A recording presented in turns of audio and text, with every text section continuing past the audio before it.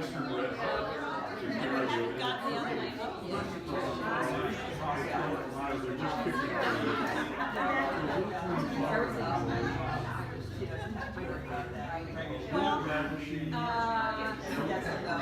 no, because it's not in my history.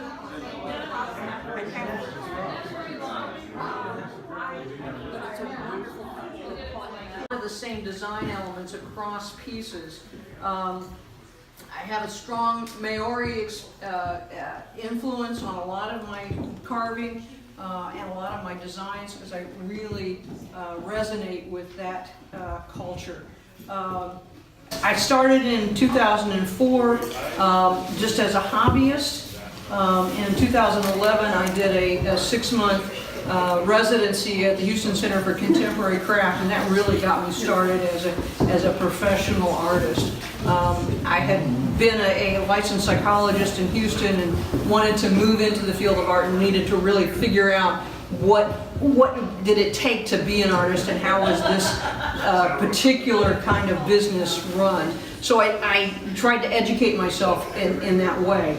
After that experience, I was able to move into doing professional artwork pretty easily. I was granted into a cooperative gallery in Houston that I stayed for 5 years, and was able to show my work there. If you pick up a copy of the article that was written about me on wood-turning design, feel free to take that copy with you. That really sort of shows you where I started as an artist and some of the work I did. And this is sort of the chronology of things that I've been doing. The water buffalo horns and the kudu horns are the latest in a series of work I've been working with. But all of these pieces have sort of evolved as I've gone around. The steampunk is kind of a different thing because I really have gravitated toward the idea of being able to put things together that don't normally go together in reality, but they create a piece of art that captures your imagination about where things are. So, you know, she's in it for the speed. This is all about using a Shimako derailleur as the body for this piece. These pieces are also part of derailleur mechanisms for bicycles, and I have a variety of large brass selection that I constantly look at. How can I put those together to make animals? How can I make them look like they could possibly be alive, even though they obviously aren't? I did a series of platters that had unusual forms, and was able to use a method that I came up with for dyeing the metal so that I could dye the color in and set the color and then go in and engrave the color and then resin it so that the color would never fade. So all of these pieces have a particular place in my chronology as an artist.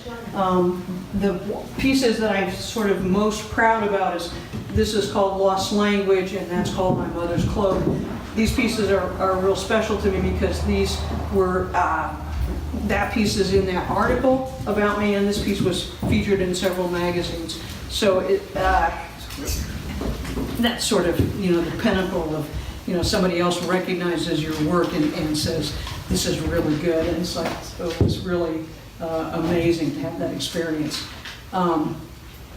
A lot of my work has inlay, and I try to create images in that inlay. So the puzzle pieces are actually cut on a bandsaw, and then create a deep enough